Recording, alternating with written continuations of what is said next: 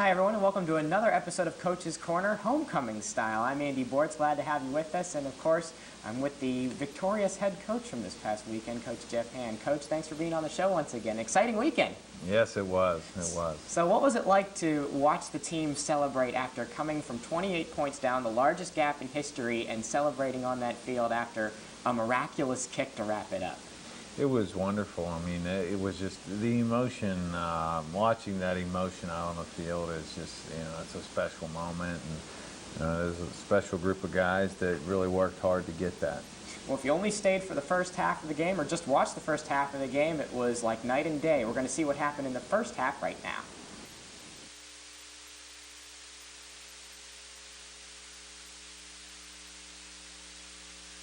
Westminster College Titans undefeated at home this season, but Kevin Franz on the Titans' first series throws this interception, and he throws it right into the hands of David Grillo. He returns at 15 yards to inside the Westminster 20-yard line, and then on the very next play from scrimmage, Eric Walker goes 16 yards in the end zone for the Bethany score, and in all 7 games this season, the opponent against the Titans has scored first. And then Kevin Franz just not looking like himself. Another interception. This time he throws it to Brandon Zeman, and he is taking it all the way to the house. He runs it 86 yards into the end zone, and that puts Bethany up 21-0 at this point. 4 Titan turnovers in the first 9 minutes, and this doesn't help either. Marcus Santini rushing up the right sideline. Kyle Wolf is closest to him, but he can't catch him. 84 yards to pay dirt. And with the extra point, puts Bethany up 28-0. This is all in just the first quarter, but Matt Perella tries to get it going for the Titans. Rushes 11 yards to the Bethany 26. Next play. Kevin Franz finally starting to find a rhythm. Finds Chad Rossatelli, a 19-yard gain. Gets them inside the 10. And then next play after that. Play action fake.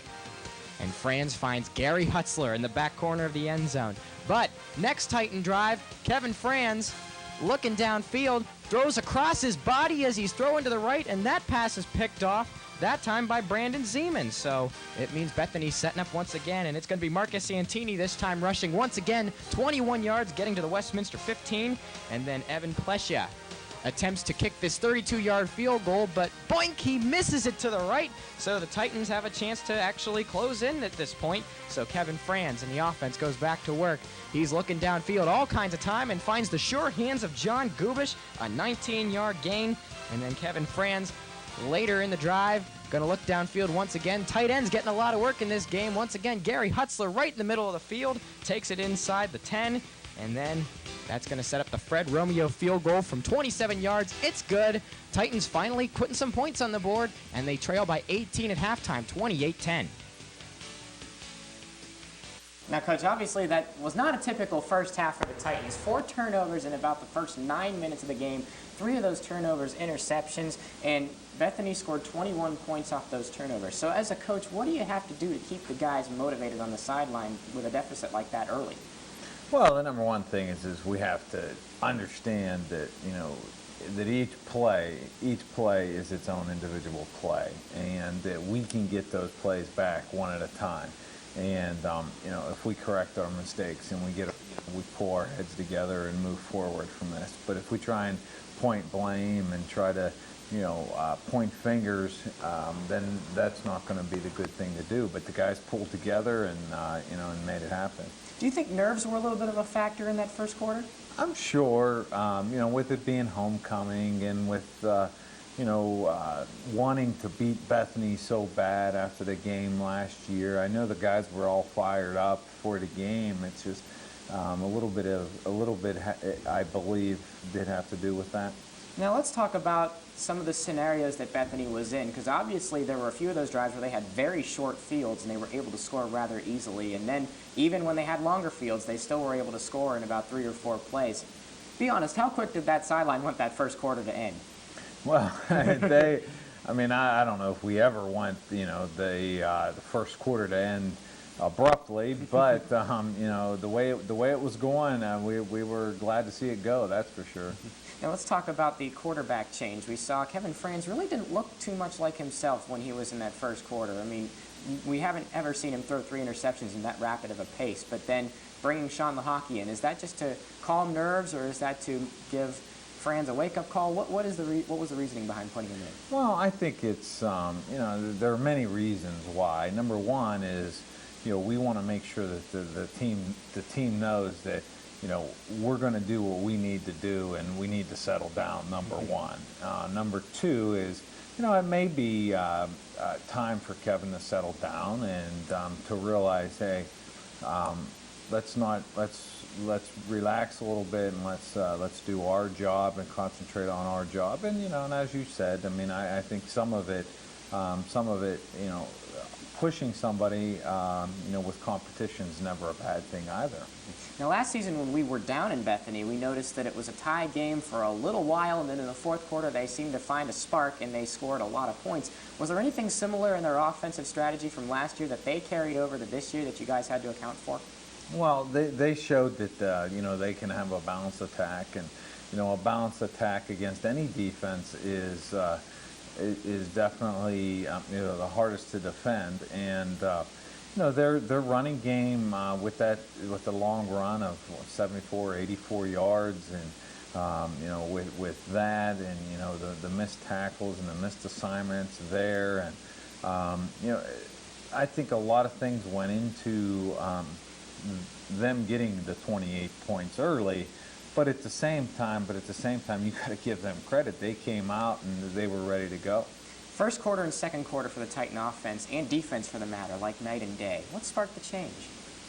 Well, I think, you know, it was leadership. I mean, we had good leadership on the sideline, you know, from our seniors, you know, and all of the the returners. We had some young guys coming in and stepping up and doing their part. And, you know, for the first time, you know, Matt Perella, you know, had some consistency to his game. And, you know, when young guys can step up and show everybody that, hey, I'm ready to go now, I'm not a freshman anymore, those are all positive things.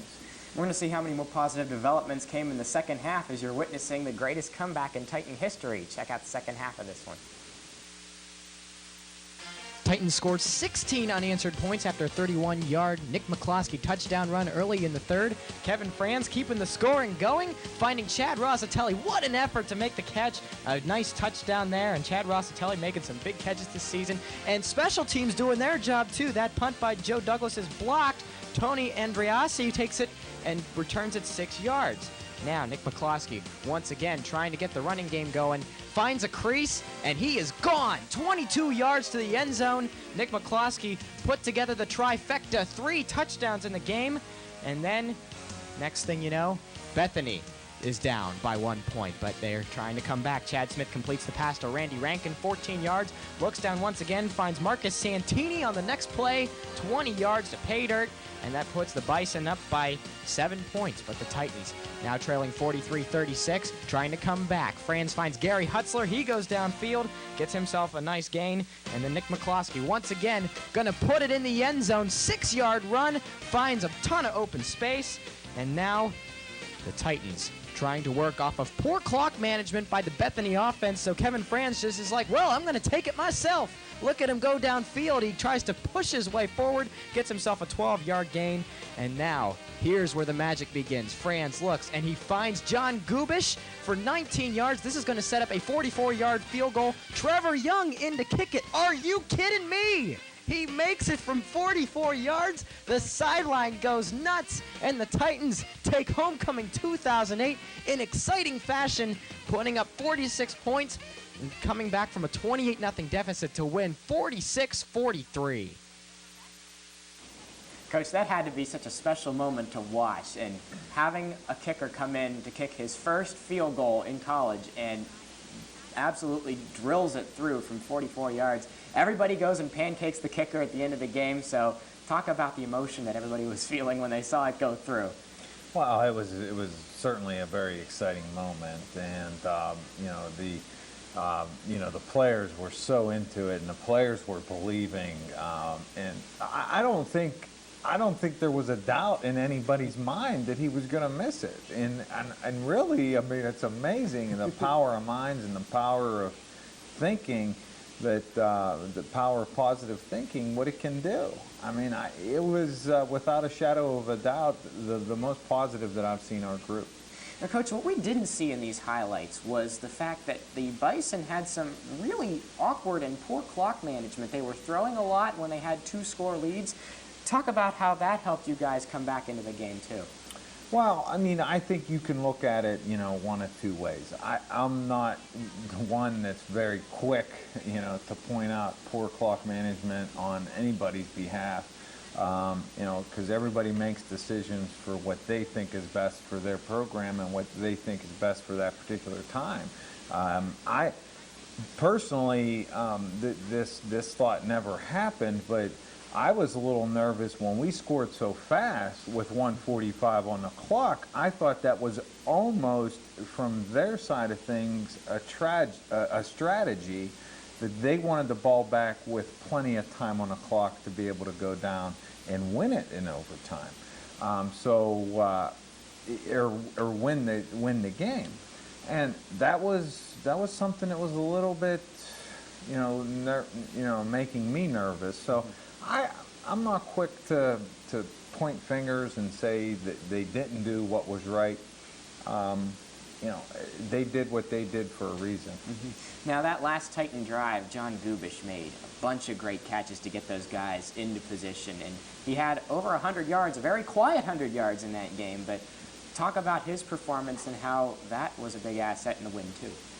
Oh, his performance was phenomenal. I mean, it was, the most focused I've seen him and the most driven that I've seen him, and it was a great day. It was fun to watch him make all those clutch catches, and everybody seemed to be making clutch catches, especially in the second half, where it was a totally different Titan team than we saw in the first half. So watching everybody step up and perform like that, did that give Kevin Franz a little bit more security when he was throwing the ball? Well, that always does. I mean, when a quarterback can see a receiver making the catches that were being made, and and he's certainly confident in them all the time. I realize that, but at the same time, when they're coming up with, the key ones like they did, it certainly helps.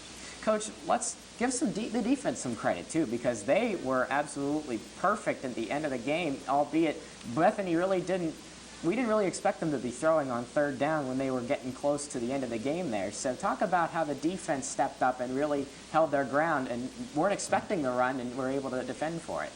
Yeah, it was, like you said, I mean, you learn to be able to defend everything in all situations because you never know. I realized that, to some degree in my head that they were going to try and put the game away. And, and they believed, and that's one school of thought. They believed that they were going to do that. And coming up with those 2 huge key sacks late it's just phenomenal. And those guys really did get more pressure in the backfield. What was the different strategy that allowed them to do that? They weren't getting even close in the first quarter and the second quarter, so how did they come around and get pressure on the quarterback in the second half? Well, I firmly believe that, and one of the things that we emphasized this week in practice, leading into the game, was the fact that we need to get better and know our opponent more as the game wears on. And studying your opponent is so crucial. And I mean, the guys did a great job of, studying the opponents and the blocking schemes and knowing what's going to work and what's not going to work as far as pass rush moves. Let's talk about special teams too, because Trevor Young won PAC Special Teams Athlete of the Week for kicking that long field goal, also making some extra points in the game. But there were a couple of tipped punts during the game too that they were able to get to. That was obviously big for the team as well, wasn't it? Yeah, that was huge. It was one truly blocked punt, and then another one that we got credit for as a blocked punt that wasn't. But it was a forced bad kick for sure, and we had great pressure on the punter. We had the field goal before half. We had the field goal at the end of the game. Our kickoff coverage, pulled together and got the job done. I mean, it was a good day. Okay, well, we're going to talk to you a little bit later as well, but coming up next is going to be your Pack Report. Stick around. More Coach's Corner on the way. Ready to get your broadcasting career off and rolling? Then it's time to explore your options by being a part of Titan Radio at Westminster College. We try to run the radio station as closely as what might be found in the real world. There's student anchors, student reporters, student producers. It's really hands-on, and you learn a lot your first year. From keeping the community informed, I'm Pamela Marlowe with the Titan Radio News Update. to keeping the community entertained. Maroon 5, going out on tour again. You'll get all the radio experience you could ask for, and more, only at Westminster College.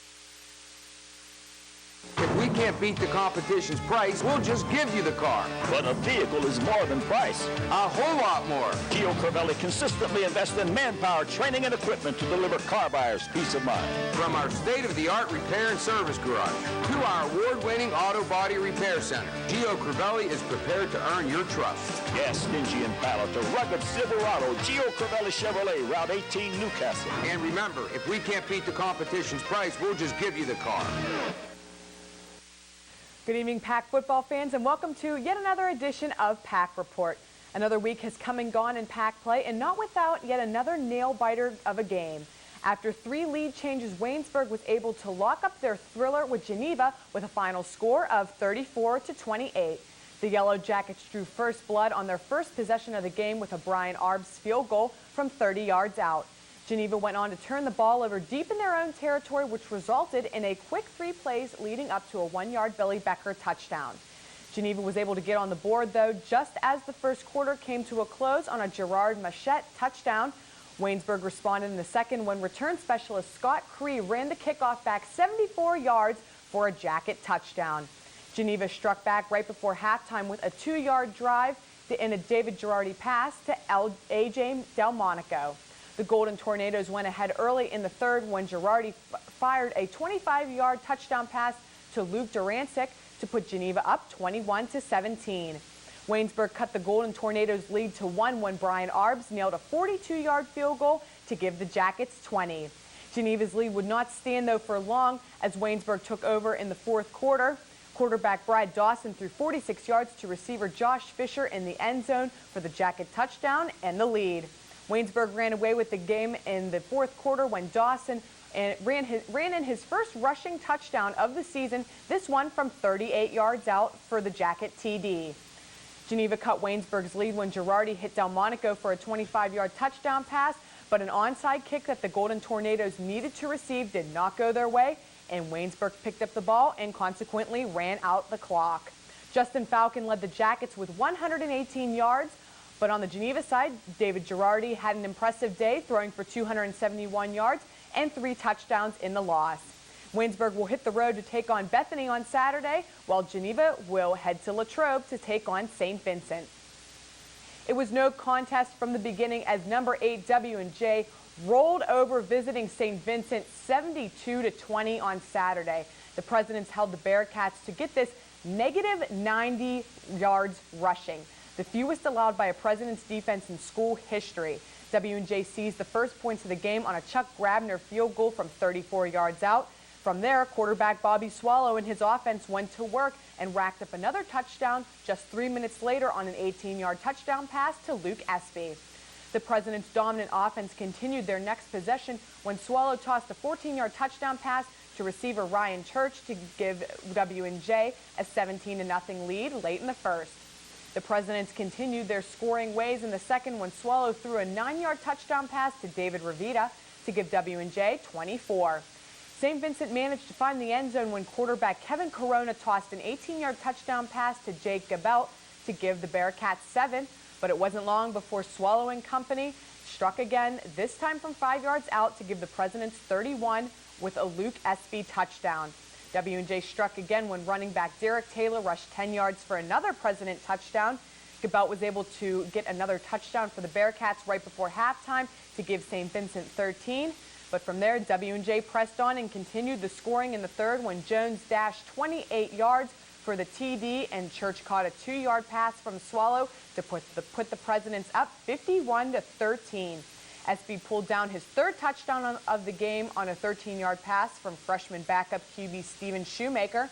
Jacob McBride tacked on a pair of late touchdowns to cap off the scoring for W&J. Zach Mahalko gave the Bearcats 20 when he rushed 89 yards on the kickoff for a touchdown.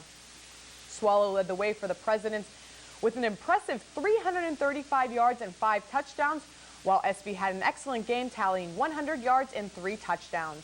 Defensive end for W&J, Jacob Bloomhuff, tallied 2.5 sacks and was voted PAC Defensive Player of the Week. Zach Mahalko led the way for the Bearcats with his 89-yard touchdown run. W&J racked up 751 yards overall, while the Bearcats were only able to manage 107. W&J will host your Westminster Titans on Saturday for a night game at 7 p.m. from Cameron Stadium in Washington, PA. Finally, this week, Thomas More continued its undefeated streak in PAC play with a convincing 35-14 win over host Grove City.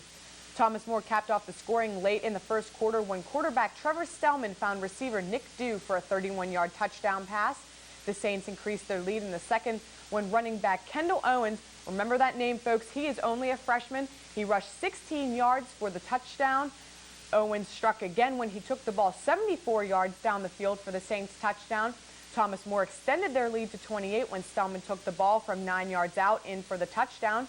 After halftime, the Wolverines cut the lead 28-6 when Brian Mercer scored on a 4-yard touchdown run. The Saints did not strike again until the fourth quarter when Anthony Knott recovered an offensive fumble and rushed into the end zone from 1 yard out for the TD.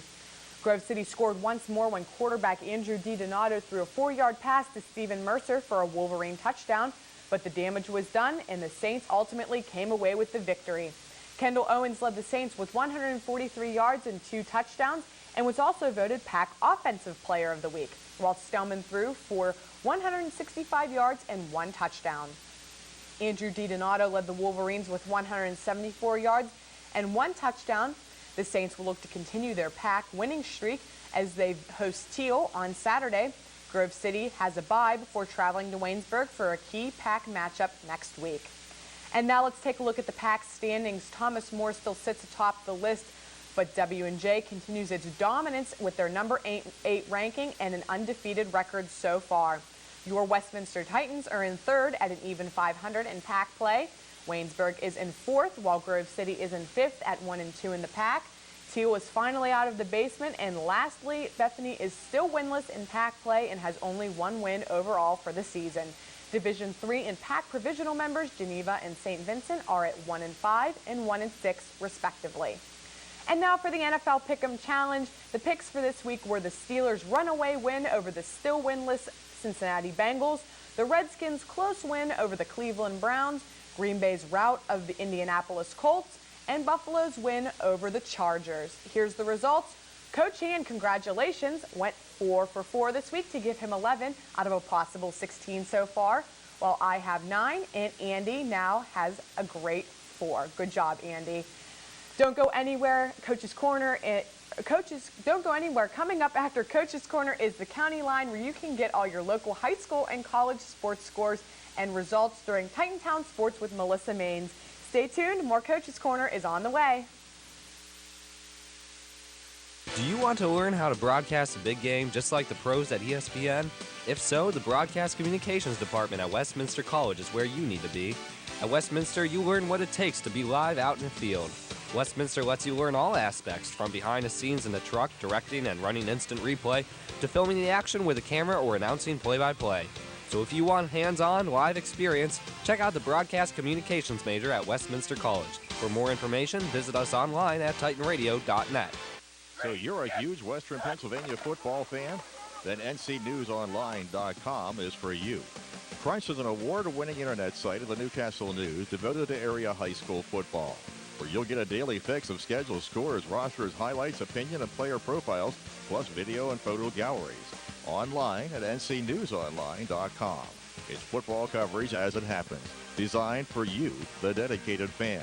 Crunch online at ncnewsonline.com. Welcome back to Coach's Corner. I have our NFL Pick'em Challenge leader back on the hot seat, Coach Jeff Hand, also the leader for the 4-3 Westminster Titans this season. We're going to talk a little bit now about the upcoming game against number 8 Washington and Jefferson. We saw some pretty spectacular statistics in that PAC report that they put up against their opponent, St. Vincent. what do you have to do to prevent that quarterback Bobby Swallow from getting all those yards that he was able to put up? And he also, looking up there, got 5 touchdowns. So how do you defend that? Well, he's a great quarterback. I mean, he's one of the best in Division III, and you have to respect him, number one, and you have to respect his receivers. He has a great group of receivers as well. He has a very good offensive line. I think defensively we have to understand that we have to have a great game. We have to tackle well. We can't give up yards after the catch, and that's going to be the key.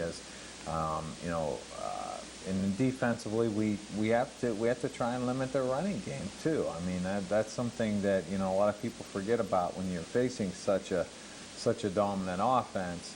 And it's mostly a passing offense. You have to defend the running game as well. Let's talk about the fact that the game is going to be at night. It's going to be a primetime show, one of the first ones for the Titans since, I believe, 2001. So what elements of the game are now into factor now that it's going to be under the lights compared to an afternoon game? Well, I think it adds something to the game. I think that our guys mostly have played their high school football games at night, and it's been a while since they played a game at night. And there's a certain feeling when you get to play a night game in Western PA, and I think our guys will be excited about it. W&J has certainly played a few night games this year, so they're more accustomed to it. But I think our guys will feel the excitement from it, because it is our only night game. Now let's talk about the kicking game a little bit. When we saw Trevor Young make that 44-yard field goal, does that put his name at the top of the list for possibly seeing him take all the attempts at this point, from this point forward, in the games in the future? Well, we'll take it. We'll take it game by game. We'll take it kick by kick. But it certainly gives us that confidence that Trevor is game ready, of course, and he's proven that. We have a great kicker in Fred Romeo as well, and as I said, that key field goal in the first half was a key one as well, and we needed to make that one, and we did. You got a lot of key players stepping up in the homecoming comeback of a lifetime, we can call it, I think, officially. So how much of that momentum is going to carry over into W&J, considering it is a road game and the team's still winless on the road? Well, I think we need to take a little bit of our home, and a little bit of our home with us, and a little bit of our homecoming with us. And we need to understand that we're going to practice at night this week a little bit, and we need to understand that those lights and that field that we're playing on are going to be the same lights and fields that we're going to be playing on down in Washington. It's going to be a really exciting game, Coach, we hope. We thank you for being on the show, and thanks for sharing all the homecoming memories with us, because that had to be a pretty exciting game to watch from the sideline. It certainly was. I'm sure from any angle it was a great game. And we thank you for watching this edition of Coach's Corner. Join us next week when we'll be at it again talking about this next weekend's game against Washington and Jefferson. Have a great night.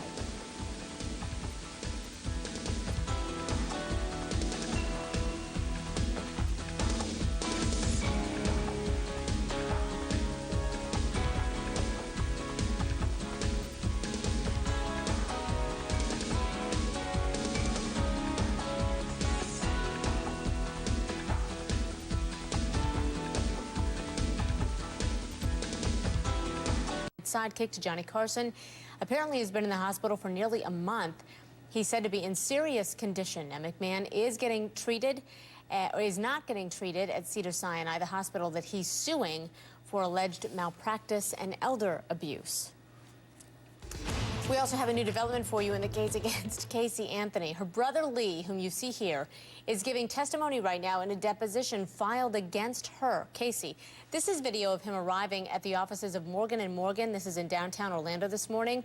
His testimony is taking place behind closed doors because his attorney made it clear all bets are off if the media are present. Now, Zenaida Gonzalez says Casey Anthony ruined her name by claiming a nanny with the same name kidnapped her daughter Kaylee.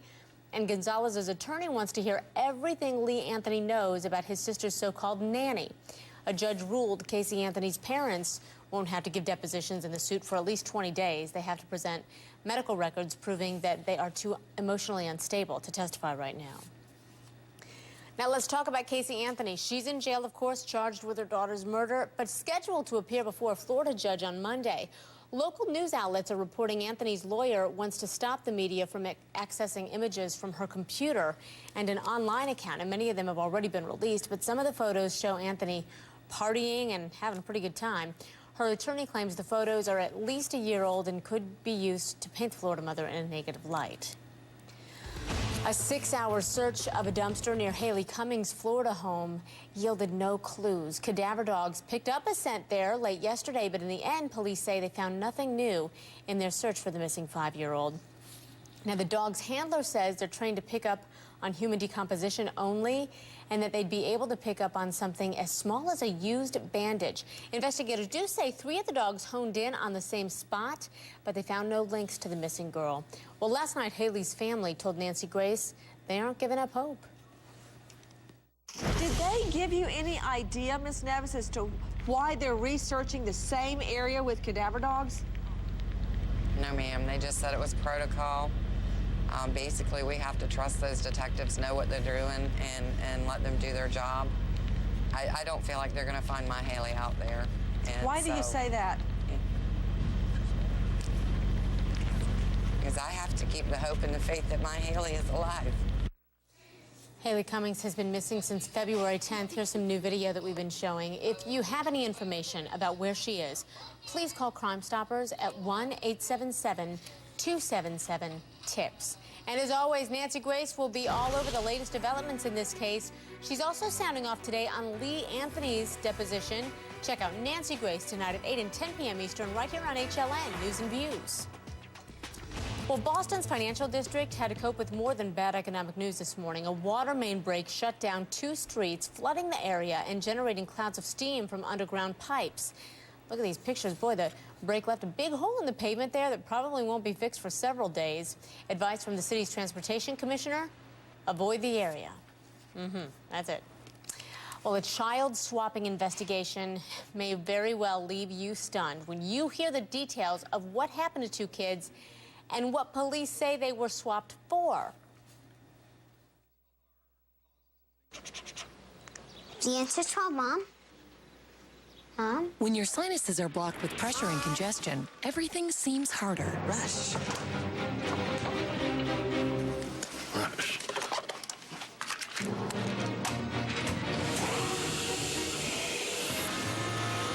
Everything seems harder when your sinuses are blocked. Nothing works faster on nasal congestion than the medicine in Sudafed OM nasal spray. Sudafed OM. Unblock your head.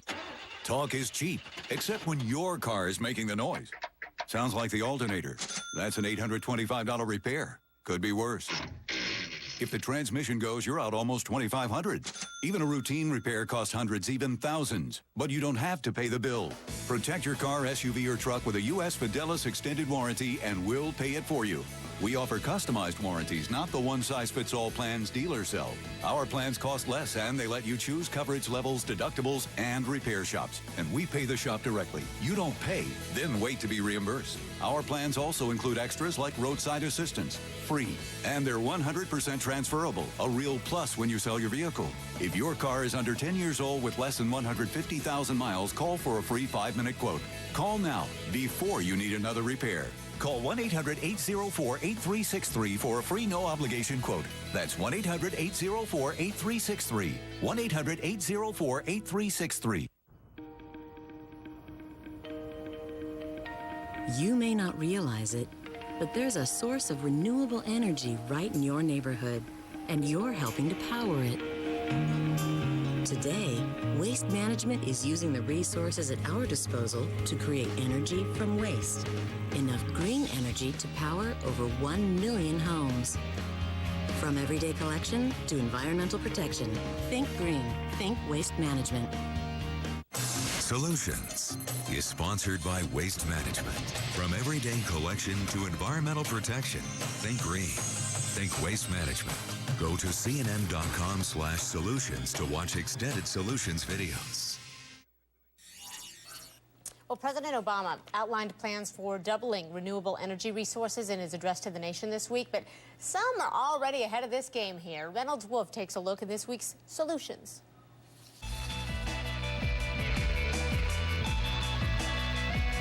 Well, I'm coming to you from high in the Berkshires at Jiminy Peak Mountain Resort. And you know, at first glance, this could be any ski resort in America. I mean, you've got the skiers, you have the snow, you got the trees, you have the ski lifts. But you know, there is one big thing that does set this place apart from any other ski resort in America. Take a look. Meet Zephyr, a turbine named after the Greek god of wind. It's taller than the Statue of Liberty, standing more than 250 feet high, and it generates power for the mountain. We had been trying to do everything we could to conserve on energy, and somebody suggested take advantage of the wind. Not exactly Everest, but still, man, let me tell you, this is pretty intense. Latching on. Zephyr's blades produce a third of the resort's electricity, and when demand is low, it helps power local homes and businesses. But not everyone is a fan of the $4 million turbine. We've had some people in the community that have said, I don't want to look at that. And studies show turbines can be deadly for migrating bats, but some think the benefit far outweighs the cost. This is the sign of the future. If it helps us have less dependence on foreign oil, it's a wonderful thing. That thing's going to keep giving us power every year. Reynolds Wolf, CNN, Hancock, Massachusetts.